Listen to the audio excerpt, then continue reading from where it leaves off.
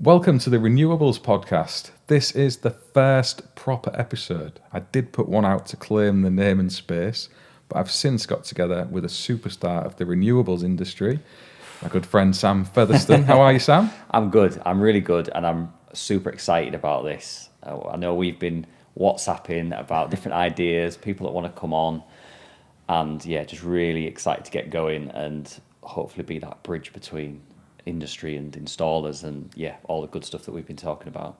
I think it could be quite exciting. I'm looking forward to getting into it, more to learn for myself. I said to you off air that I'm happy with the electrical side of stuff, but the wider renewables industry is all new to me. Yeah. So I'm looking forward to speaking to yourself and some of the guests who are hopefully going to come on in the following weeks. But I know with this first one, we're going to be a bit selfish and make it all about us. We are. Why not? Why not? Yeah, so something that I mentioned to you a minute ago was I really want this to be the only podcast that is about us. The only episode, should I say, that's about us. This isn't about us being self-promoting or anything. Our egos aren't that big. But I feel like we should offer a bit of a CV to everybody that hopefully will be listening to this, and really just give people a bit of a backstory about what my background is, what your background is, and just show that we aren't, just two salesmen that have decided to do this to try and drive sales. This is very much for both of us. I think you'll be happy if I said this. Both of us about our own learning and about being that bridge between what happens in regulations and installers, chatting to other installers, not only in the electrical world, but in the plumbing and heating world. I'm really interested in hydrogen. I think there's so much talk about that in there. And for me, it feels like everybody wants that to happen, but nobody really knows how it's going to happen. So hopefully we can get some experts in on that. But that's an interesting one, because hydrogen's something you see thrown around in the social media world anyway, and in the newspapers. Yeah. There's like the alternative technology to electric vehicles, and I know nothing about any of that. So that's maybe an interesting place we can delve into. It's kind of like the silver bullet for why heat pumps aren't going to work because we'll all just go to hydrogen. Why EVs aren't going to work because we'll all be going to hydrogen. And then when you try and do some digging on why hydrogen isn't actually around now, you kind of realise that no one actually does anything with hydrogen, or that I've seen. So I'm really interested in getting into that as well. But we'll see if there's any experts. So if you are an expert in hydrogen and you're watching, then drop us a message. So yeah. Absolutely. And just to mention that before we delve into mine and Sam's background, if you are following along with this already, don't forget to go and follow the Instagram account that we've got going. Get subscribed to the YouTube channel and make sure you're clicking the download button on these episodes. It'll help us grow from the start, and hopefully other people will find it and join in with us as well along the way. Yeah. Having said that, we can start to talk about our backgrounds, and we'll take it right from the beginning with yourself first, Sam, if you don't mind. So, what is your background in the electrical industry, and how have you got to where you are now? Yeah, so I decided very late that I wanted to be an electrician. So like with a lot of people, I'm 30, I just turned 30, and when I was at school, it was kind of what you're doing at university, what you're going to do at sixth form. It was apprenticeships were kind of not really a thing that was spoken about at school. It wasn't until my dad, who was a joiner, or is a joiner, decided to take me to a electrical college, JTL, in Malton at the time, and I absolutely loved it. Loved the feel of it, loved the fact that you felt like you were treated like an adult, and actually just the freedom to learn something that wasn't English, maths, science that we were all spoken about, that we got taught at school. And had a very difficult conversation with my mum about it, who was very much, very much looking forward to me going to university, but, both of them supported me in it. And because I started so late, I actually started my electrical apprenticeship as a joiner, because you had to be employed. I don't know if I should really be recording this. We're going to get cancelled before we even got an episode out. But I actually started as a joiner because you need to be employed by a company to get on the course. Yes. So if I didn't get employed by a company, I would have to wait till next year when I hopefully found an electrical company to take me on. So my dad took me on, and so I was building stud walls whilst going to electrical college to learn really about health and safety, because that's the first year, effectively. So true. Yeah, and there was plenty of interesting things that were happening on that on some of the sites. But it was really good because it actually made me work really hard on some of the early theory, because I felt like I had to catch up all the time. eventually I did get into an electrical apprenticeship with a really good company based in Scarborough, and we did mainly domestic work, a little bit of small scale commercial, nothing too big. And then that company jumped on the bandwagon, which sounds kind of negative, but they did during the feed-in tariff years. Right. And I'll have been 17, 18 at that point when they started that, maybe, about 17. And when we started doing it, I loved it because it was a niche. It was a little niche within, it felt like there was so much to learn in electrics that I was kind of like, I'd quite like to have my own little niche. And then just by nature, we decided, the company that I was working for decided to go into renewables because of the feed-in tariff side of things. And I was just really lucky with finding that little niche and loving the fact that, I don't know if it's because I'm a Yorkshireman like you, and it's kind of like you can generate your own power. You don't have to buy this. So it was really good, and I felt like I could give this absolutely everything. So that ignited an interest in something within you that made you want to get into it and learn more about it, I guess. Absolutely. I just felt like it was one of those, it was like a solution to a problem. Like you put some sockets in, some lights and whatever, it's not always a solution to a problem. It's just like a bit aesthetic or, but when you learn about solar, and it wasn't really batteries at that point, but solar, batteries, EV and all of that, you kind of feel like you're solving problems of, decarbonising and all of that, which people have different opinions on. But for me, it felt really interesting, exciting. It was very much changeable. I remember fitting 180 watt panels. And wow. They were literally like, we've got a panel just there, but they were almost like half the width and 3/4 of the... That sounds better to me for moving them round on a roof, to be honest. Why do we ever let them get this big? Yeah, China's fault. But yeah, it was really interesting, and it was just really different to what anyone else was doing. So went through that. Feed-in tariff happened and got cut. The company I worked for said we can't give you full weeks on... what was the feed-in tariff levels like back in the day? Like I speak to customers now, obviously I'm new to this, and some of them are saying 40, 50, 60p. Is like... It's unbelievable. So it was linked to inflation, I believe. I believe that was the right way of saying it.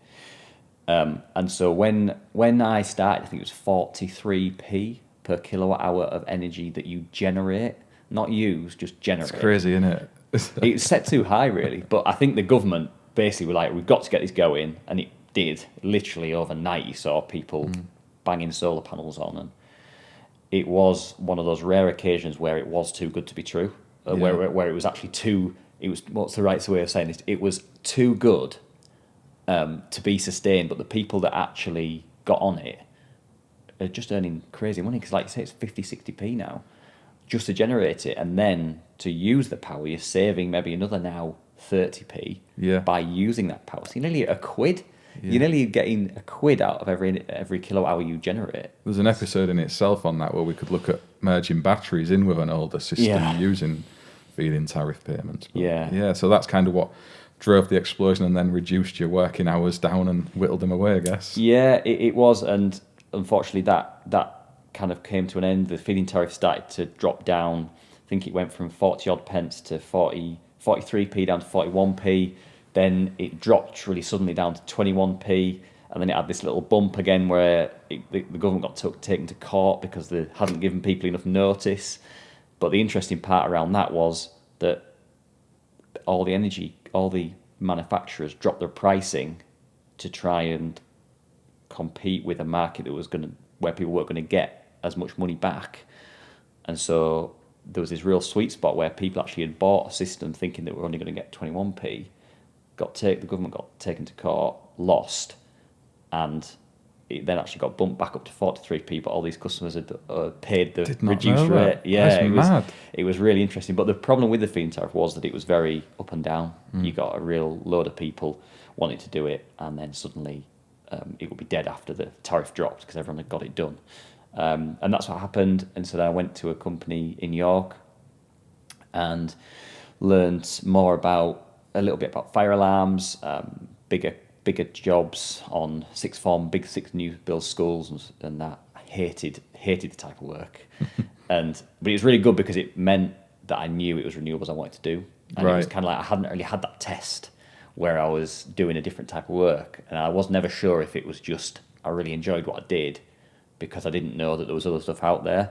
And then when I did the other stuff, I was like, I know what I want to do.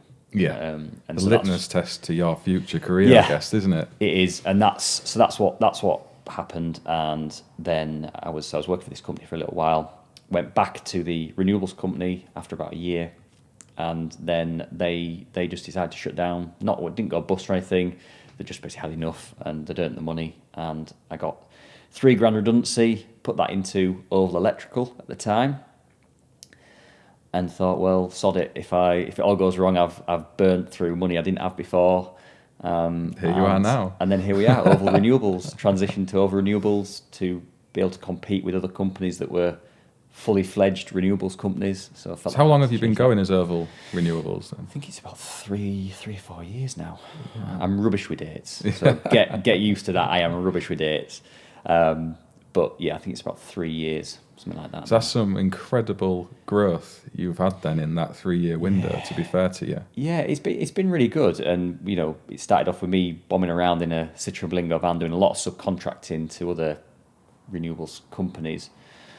And kind of some being really good and some not being that good, and you were kind of doing your best with what you had, but learning all the time that actually there's better ways to do this, and kind of learning about invoicing and business, and because you just don't really get taught any of that. No. And that was quite interesting. But once I started to build up my own customer base, changed to Oval Renewables, and then went limited and VAT registered and everything like that, kind of did it all at once, and then went, right, we're going to really give this a go. And that was when it was really hard to sell solar, when people were paying between 13 and 17p per kilowatt hour for their energy, and installation prices weren't too dissimilar from what they are now, and people weren't doing it for payback, they were doing it for other reasons, insulating themselves from the grid a little bit in case something went wrong, the green credentials of it, and actually just it being a cool technology to generate your own power. So that's a leap of faith and a half for you then. For me, now this last year or so, it's quite easy because it's a growing, emerging area of industry, and it's a simple decision to make at that level. But for you, going back in time to that stage, as your first step out as a fully fledged kind of company looking to grow, fair play to you. Yeah, I mean, I think it's one of them where you reflect back on it and you think, wow, that was quite a step. But I didn't have any kids at the time. I already had my house that was mortgaged and everything, so I'd kind of, obviously I've still got to pay the mortgage, but I wasn't too worried about needing to get a mortgage and things, and so yeah, it was a leap of faith. But I think, and you probably have this as well, you're kind of just in it. You kind of it's just what you kind of think of it for a little bit, and then you go, well, I've just got to get on with it. A bit like doing this podcast, a bit of a leap of faith. We might be talking to each other with no one else watching. But, it's a leap of faith, and you've got to try things. And I think that's what's really good about this podcast. We're going to try and become that voice between installers, industry, and everything else. And that's why I really was excited to do it with you on it. So yeah, I mean, that's where we're looking to take it, isn't it? Bridge that gap with consumers, installers, and industry as well. Yeah. There's other things that are already out there in those individual areas. There's lots of consumer-facing chat, a bit of installer-facing chat, stuff out in industry, but nothing really. Yeah. So I think it's a good move. And where you are with your business now, just to close up your experience, you've got your own big unit. We were just talking about that and our love for business rates before the podcast, and a few members of staff as well. Vans out on the road, so you're a proper big, medium to big sized little independent business. I mean, we're getting there again. Don't tend to think about it too much, really, because you're always thinking about a job that a customer that you're trying to get a job sold with, and there's always like those immediate inbox things, isn't it? So we are by no means the biggest, we're by no means the smallest, and to be honest, I've stopped trying to compare anything. And there was a period of my life where I was very much trying to compare myself with people like yourself and people like other installers, where you think, wow, they're doing great things, and you actually realise that everybody's got the same troubles with kids, with time, with vehicles going off the road. Don't start me with a kids one, but it's such a. You only see the half of stuff online, don't you? People aren't going to reveal their biggest problems and troubles. They want to present things as all been sunshine and roses, and we know that ain't like that. So we want to get into the nitty gritty on this podcast as well and try be as real as we can, without turning all of our customers away. So we do have to be a little bit sensible with things, but hopefully that's how the chat's going to develop. I think it will, and I'm really excited to, like we were chatting about, speak to customers. What do they wish that they'd known before they got into solar, so that customers watching this can kind of learn from that. The only difficulty with that, like we were talking about, is that we're probably going to have to reach out to some of our customers, which might mean that we have to eat a bit of humble pie and learn from it, which, I'm ready for that, I think. I think you've got to be open to that, haven't you? Yeah. To learn. I mean, it's such a fast-changing industry anyway, and the rules change, never mind the products. So you can do something with the best intentions at one stage, but 3 to 6 months later, it might be totally changed again. But that's what's kept me in this industry, because 1 minute I'm fitting these 180 watt panels, then this 200 watt panel comes out and it's a little bit bigger, and you think, wow, this technology. And now I know for us as Oval Renewables, our minimum size panel now is a 430. That's mental compared to where it started.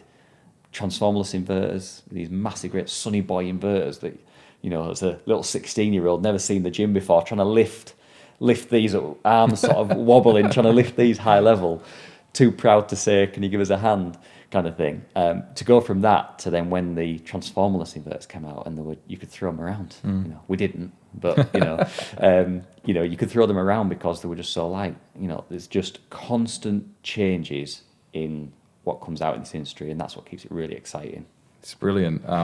We'll have a little chat about my background in a second, and we're going to go into some of our best installs, our favourite installs, and also some of the most difficult challenges we've overcome. So we'll come back to that in a second. Yeah. Right, well, I've taken up a long time telling you my life story. So you tell me about Powersonic, about Apprentice 121, about your full lead into the electrical world, and then into why you went into renewables, I suppose. I'll keep it off the life story because I'm that old now. We need a couple of episodes. So I was similar to yourself with sixth form. So I went there after school. I did quite well academically, and that was kind of the direction a lot of schools push you as a school leaver. But I didn't like it. I was there 6 weeks, dropped out, and went off to college to do electricals. That was as vague and focused as I was at that time. So my granddad was in construction. He'd worked in electrical engineering most of his life, so I had an interest in it from that, but really I didn't know what I wanted to do. Managed to get myself an apprenticeship, built up through the course of time working in the Ministry of Defence. I had some quite interesting job roles where we'd do stuff for the United States Air Force, for the RAF, travelling around the world a little bit with things like that as well. We even protected the Queen when she came to visit York Races once with some of the stuff we was involved with. It was PIR detectors that they'd put up around the racetrack to stop protesters, and the IRA at the time I think was probably a concern as well.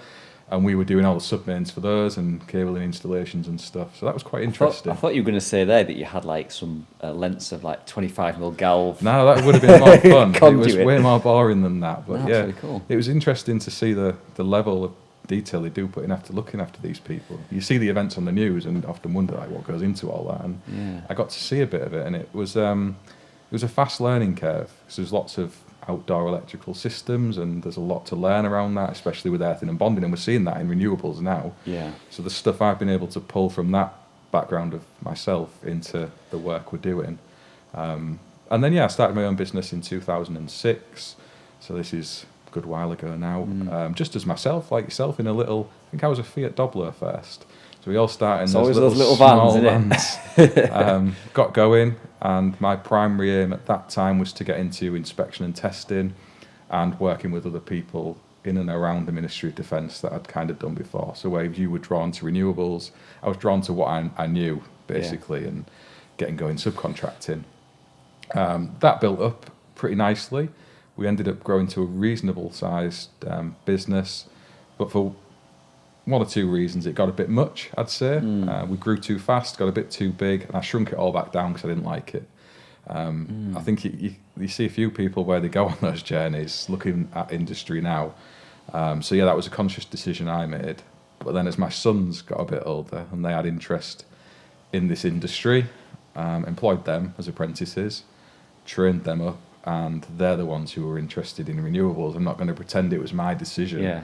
You know, I'm scared of heights, don't like being on ladders, never mind roofs. And I was quite happy in what I was doing, basically. You know, you like what you know, don't you? So. You do, and I think it's really cool that you got your sons involved with the company as well, because you know you're able to, you know that you're investing that time into someone that hopefully won't leave the company, but also you're leaving that, passing that knowledge on and that legacy of the company to them. And it sounds really, really interesting that you've listened to what they wanted to do with renewables and kind of put your whole heart into going into renewables with them, even though you don't like going up on the on the scaffolds and I mean there's a payback there that they were cheap labour once upon a time, was 15-year-olds. You've got a rewire going on, having some barely teenagers come along and help you with shifting bags of rubble was handy. So you know that I've had them help me out, and I thought if they really want to do this, I'm at a stage now in my career where we're pretty secure. There's no real risk in doing it. And I want them to take the business forward in ways that they're passionate about for the future. I realise I'm not going to be crawling around lofts and doing this job day to day forever and a day. I need to plan a bit more ahead than that. So I was looking for a route into managing the business day to day and less on the tools. And that kind of seemed to be a good time, really, that they were keen on jumping on roofs and doing all this. And I've got to say that the learning around it I found surprisingly interesting. I thought I wouldn't like it, because of the working at height. That was the thing I had in my mind all the time. God, it's roofs. I hate being up high in the air. Yeah. But when you delve into the inverters, all the planning, the testing side of things as well, learning about all the products, it's been so interesting. And that's one of the reasons I want to do this podcast, just to learn more about the renewables industry. And I'm sure I've only scratched the surface of what is out there. So it's that thirst for knowledge, I suppose. And the business has gone from strength to strength as a result of that. I've got to say, we've gone from, I thought we'd maybe do 20% of our turnover in renewables, and it's probably over 60% within a year. And I was like, I did not see that. You know, we share our content on YouTube. That's definitely helped. But again, that is more for a catalogue of what we've done to look back on working with my sons when I'm old and grey. It wasn't really done to market the business. It's like a byproduct of doing it. Byproduct of doing it, yeah. No, that's really, it's quite interesting that you've come from it from an aspect of wanting to learn more about the kind of design side of it and the inspection and testing side of it, because for me it was the complete other way around. I was really interested in doing the panels, in doing the, you know, fitting the equipment. Obviously as electricians, the design and the testing and everything all factors in, but it's almost like you've come in from one side and I've come in from the other side. I've the inspection, the testing, the design, everything is an important part. I really like getting up on the roof, getting the stuff installed, and being more on the hands-on side of things. I'd happily and actively am trying to push more of that to other people that are much better at it than me. But it's really interesting to see both sides of that, I think, and hopefully it'll give us different perspectives on the guests we speak to, because I'll be very much interested in the install side, and you'll probably be able to give us all your wisdom on the design side and things. So I think know about that. I can. Well, I've said it now, so it has to happen. I don't want to make out that I look forward to doing G99s and solar proposals, but the testing of it and understanding how all of the equipment pairs together, because it's quite a bit there that maybe consumers don't understand. That it's not just about looking at an inverter being 6 kilowatts and getting 6 kilowatts of panels, because that's often not what those two ratings are even linked to. And you've got voltages of your strings, and you know all this anyway, so I'm not trying to teach you to suck eggs, but the installers and consumers who may be listening don't understand that, so we can dig into that data as well. I found that really interesting myself. So I'm thinking of this from people coming fresh to industry. And you mentioned Apprentice 1-to-1, that's one of the things I started because of that, so it's to try and help other people qualify as electricians. That's out there, has been for 4 years now, something that I was passionate to try and do. Through COVID, really, I got bored, wanted to help people with their work prospects, and that little community sprung up. And part of this space here, where we're recording this podcast, so people come in here and learn how to be electricians from week to week. And we've got a little solar roof as well, and we'll maybe expand on that in the future. And yeah, that's kind of how I got to be where I am now. Yeah, it's I've seen a lot of this on Instagram. Obviously, you do a lot of stuff on Instagram, YouTube, and basically all the platforms. LinkedIn. Can't get rid of me. Can't. I've tried. You can't. And I saw little snips of different elements of this place, but it's really cool because it's lots of little bays. And it's the first time I've been in here, and lots of little bays with lots of little rigs. This must have taken you ages to set this up. It did. It started off with just those 2 bays behind you first, really, just to get people in. And I thought, we'll see if anyone wants to make use of it. Yeah. And it's kind of just built, and we'll slowly fill in this little unit up here with stuff, and trying to get the council agree to let me put panels on the roof. If the council ever watch this, you need to let me do that. Call them out. Yeah, but I think it's really nice to see, because in a world where everything is driven massively by price and dog eat dog, to see someone doing something so positive for people that you'll probably never get an actual benefit from financially or anything else is really nice to see, and I think it's something definitely to be proud of. And again, like I mentioned about legacy, it's like being able to sit back in your chair when you decide you don't want to do any of this anymore, which I don't think as tradespeople we ever really decide to do that. I know my dad doesn't, and sit back and go, look, I've helped a lot of people do that, so I think you'll be really proud of putting the time and money and effort into this. And I really hope that this podcast can be your next little baby, because it's definitely your brainchild. Well, yeah, that's the hope. I kind of just hoped other people would join in with me. And I've got to say, the one person I was hoping would reach out would be yourself. I've heard things you've been. No, it's not true. Choice. It's not true. It's like I was good. very, very excited that you did reach out. So I shared a post asking people to kind of, are you interested in this? Because I thought it was something interesting.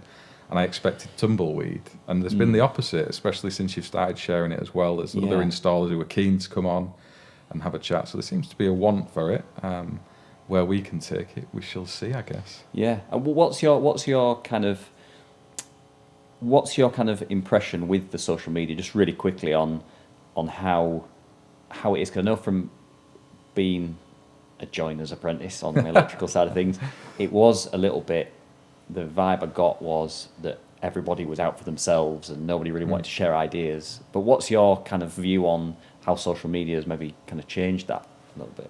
I've got massive benefit from social media, both from learning myself at a technical level, but also the community aspect. And it can't be understated. And the different platforms play out in different ways. Like say with Twitter, you definitely need a thick skin to go on there to start with. But there is a lot of really knowledgeable electricians on there if you get past that. It's the best place to learn. LinkedIn for the business has been huge. We get bucket loads of work from that. Not so much with renewables, but historically with testing inspection. We're just helping. I was mentioning the 400 circuit initial verification. I'm helping with that. Came through LinkedIn last week. So yeah, there's that side. But the community stuff across all platforms, I guess Instagram and Twitter as well in particular, there's definitely that vibe of people wanting to help each other out, not just with tips and tricks of doing your job, but encouragement. When people are struggling a bit, you'll see the posts, I've had a really rubbish day or whatever, and people pile in. Stuff flares up out in industry as well, where we have incidents, we'll call them, and the electricians do pull together. We're often said we're at each other's throats, but when the push comes to shove, I think we've got each other's backs as well. A bit. I think we do, and hopefully we can reach across the threshold to some plumbers onto this.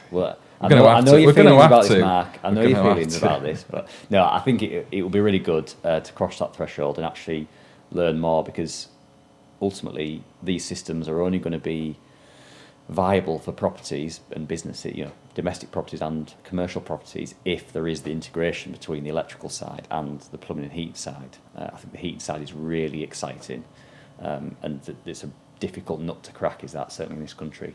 But we're going to go into that with many episodes, probably hearing lots of other people's points of view on that. But yeah, I mean, does that bring us up to date with? It kind of does, yeah. We've got the little family business and Apprentice 1-to-1 out there just to set out my background for those listening along to take from value anything I say based on that, really. And we're not trying to pretend anything that we're not on this podcast. I think we've both been open and honest about that. Yeah. We by far know we do not know everything in this industry, and as part of this podcast, like we've mentioned, is about us learning stuff, isn't it? And speaking to people that know miles more than what we do, and just trying to communicate that to people in a fun and informative way, really. Challenge our views as well. I'm quite happy to have debates with people in a view that I've got to learn and be proved wrong. I don't mind that. There seems to be a fear of wanting to be wrong. But believe it or not, we often are always very often wrong at an individual level. I had a big fear of that because I think it does challenge your identity a little bit and your professional.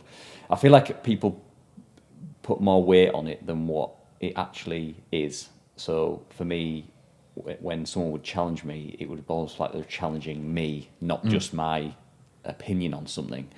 And so for me, I used to get really anxious about that. And now people challenge me all the time on things. It's actually not an aggressive atmosphere. It's actually quite an informative one. But that's also made, for speaking about myself, it's also given me the confidence to challenge other people as well. And that's where the great compromises are, and the great bits of learning are, is in the middle of two opinions, really. So that's hopefully what we can do with this podcast and push it forward. That's so true. And you've got to get past that and not be fearful. I still will debate the point of view that I'm right, and I will have those debates forcefully but respectfully. I think that's the key aspect. Sometimes, certainly on social media, it can overweight and become too much. That's when it's not helpful. It's just trolling. Social media, if it isn't a video, can be, if it's just text format, a bit like Twitter or something like that. I'm not on Twitter myself, or X. I think it can be a little bit emotionless because you might put something across fairly straight, fairly peacefully, but it's misconstrued and taken quite aggressively. But hopefully with this we can give a bit of emotion behind it and just inform people on what we think and chat to people that know probably a lot more than what we do. So we've reached the natural conclusion on that. I think we can delve into what our favourite installs are. Yeah. Just need to do a bit of set adjustment and reset the camera clock, and we'll jump back in a sec. Yeah. So back again for another 20-minute run before my camera times out. Sam, your favourite or best renewables install you've been involved with?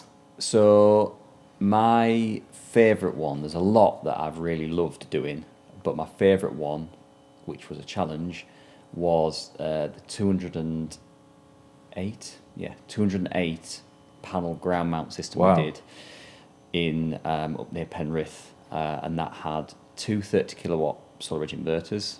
It's on a domestic property. Wowzers. Yeah, it's a really big property with horrendous amounts of energy that it uses. Football or a celebrity or something? No, just I'm not sure exactly where he made his money. I think he was a house builder. He just used lots of big, new build properties. But that was definitely one of those ones where we'd price a lot of those jobs, and for whatever reason we didn't win them, or the customer didn't want the cost, and then one lands and you think, oh god, we're gonna have to do this now. And so two 30 kilowatt inverters, and it was 66 kilowatt hours of battery storage. It's a monster.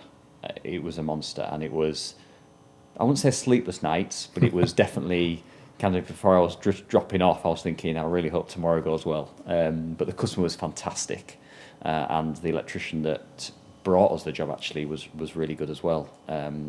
Just it makes a difference when you've got those really good people around you that want to see you win as well. Like not just Oval employees, but other contractors and even customers wanting you to win and do a really good job, which they've got a vested interest. But it was really challenging, really good, and pushed everybody through the design, installation, commissioning and maintenance, sort of pushed the limits of all of those sections, which was really nice. And it's given us a case study for another job like that. And so now we're trying to crack a little bit more of the bigger commercial, buildings a bit like this, where you've got trapezoidal roofs, fitting hundreds of panels. We've got one coming up with a 100 kilowatt one, which will be our biggest job to date. Just waiting on some structural repairs to the roof. I saw your Instagram story on that. Was it yesterday? You were saying a bit of progress. I've been moaning about it for a while. It's a really good one, and there'll be people hopefully watching this that do that day in, day out. But for me, and for the team, it's kind of that next step is to get some of these bigger jobs under our belt. But some structural problems with the roof, where they'd hit it with forklifts and Oh, wow. buckled some stuff that you wouldn't even realise, but we got a structural survey done on it, just thinking it would be a tick box exercise. And next thing, it's kind of, no, they need to repair that beam, that one's been hit, and you can, I didn't even see that. Wow. But that's why it's important to get these things done. But that'll be probably, if we do a refresher on this in a year's time, that hopefully will be my favourite job. But yeah, the Penrith one was a beauty. I guess when you do stuff like that, it's an opportunity to learn, isn't it? You've got to learn on your feet. There's handling. Yeah. I guess there's handling the supply of the materials on that, the cost and the safe balancing the delivery money. of, Yeah. and then the actual installation. You know, you're learning as you go on your feet. Yeah, balancing the money was a difficult one. But again, luckily the customer was really upfront with the payments, and the payments were on time and everything else like that. So that really helped. But just when you see, you know, those invoices going out, and you think, God, I'm gonna have to. I hope the customer pays because we've bought all this kit now. It's daunting, but yeah, it's That's just given me a good idea for another podcast topic: VAT for renewable installers. yeah. So I think Yeah. they just sit on all our profit, but a separate subject. Yeah, yeah. No, it's good. So Penrith being my one. What's your favourite one? It's nothing like as impressive of that because we've been quite deliberate in staying reasonably small while we transitioned. I didn't want to step into things too big and make a mistake, so we've been very careful to slowly ramp up. But recently we did a job down in Solihull, and it was on a 1970s detached property. We had 30 panels altogether across both roof faces. So yeah, that was our biggest install, but it's the roof work as well, with the older roof with a felt underneath that wasn't in the best condition, so there's sorting all that out before you even start. Pairing up the equipment so you get the right size inverter that the DNO are happy with, that's going to perform in a way that the customer wants. And then the battery storage side of things with Give Energy, and they're all in one, and the inability to have more than one still, which is hopefully going to be changing shortly, and they might come on this podcast and talk about it one day, who knows. So yeah, managing the customer's expectations with all of that, and it was just a lot of learning for us. Moving the panels around on that roof space was tricky. They'd had an extension on the rear side, and those tiles were so brittle, you just had to look at them and they would fall to pieces, and you know, you're trying to traipse panels around, it's a big roof, so it's a tricky one. But yeah, nothing as exciting as your big install, but again, lots to learn. You've probably been on that journey yourself at the start of your renewables career, and you know, we're picking those things up now week to week. Yeah, I think no matter, you know, it doesn't matter if it's 208 panels or 20 panels or whatever, that it's I think the thing that makes it the best job, listening to what you've had to say and kind of reliving the Penrith job, for me, it's how much you've got to learn on that job as to what ultimately makes it the most sort of enjoyable job. Because if you get to the end of that, like I mentioned about this 100 kilowatt commercial, I've said to everyone on the team, we're going to go for a curry if that one comes off, because it's been such a headache trying to get everything in line, that it's that you get the enjoyment through almost looking back on it and going, we've jumped a step here, and we've learned so much. Yeah. So it doesn't matter if it's, like I say, 2,000 panels. If you do that every day, then it's probably not that special to you. But it's that learning process from where you are now to getting that first one and standing back and looking at it and going, wow, we've pulled this off. We've got this working. So Definitely an element of that when we step back at the end of that job, looking at it. We put a lot of attention to detail and really taking our time with it, and we were proud of it. That's what it's all about. Matty and Nathan were proud of it. Got a nice little selfie of us all together on the roof, which is nice.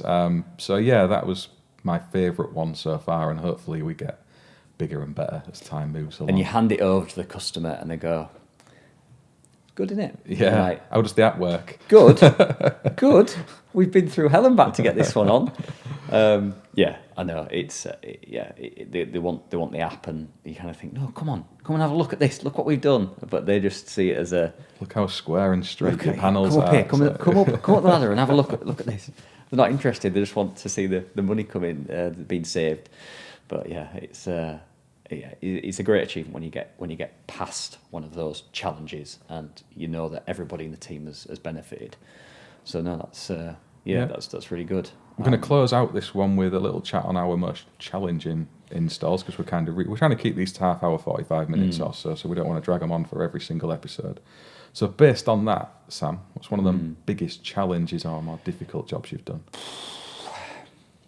The biggest challenge, and I think if you asked me this every day for a week, it would change because there's a lot of challenges.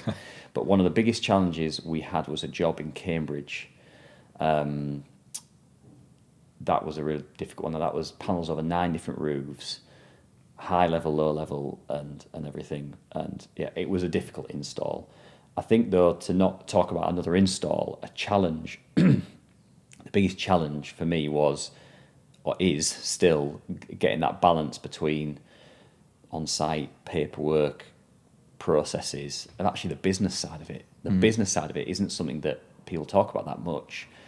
And actually, that's a real difficult bit. It's gone from us being in our Citroen Blingos or whatever else, to actually having to head up the business and kind of get all those processes, because that's where you burn through your money as a company. Things getting done twice, getting done wrong.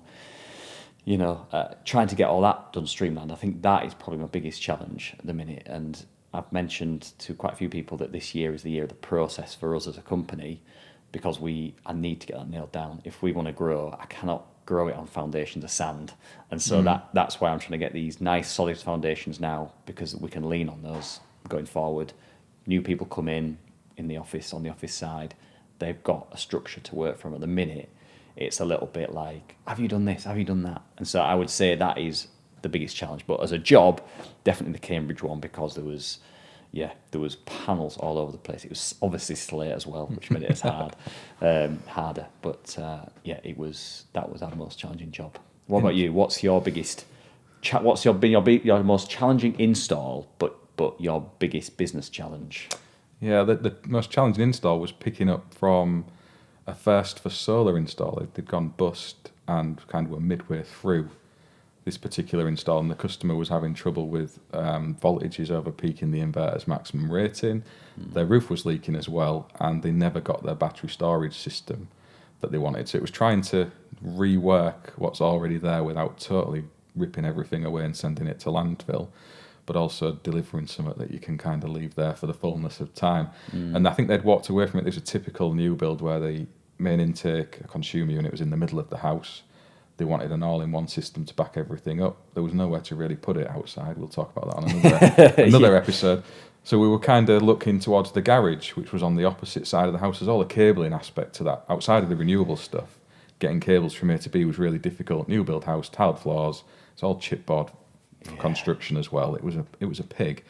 And then the new solar array that was tying on with an existing one was on a flat roof, and we'd not touched flat roof system before. Turned out it's actually not that difficult, but you don't know what you don't know. So that was a big learning curve for us. Difficult job on site, delivering it, and then getting the inverters to play nice with the different arrays, different roof aspects, voltages, optimizing the system as well, which they'd not done despite all the shading from trees and everything, and restoring the customer's faith a little bit as well, because they'd had a really bad experience, lost a fair amount of money, and we pulled that around. But it was a challenge in terms of the solar side of things.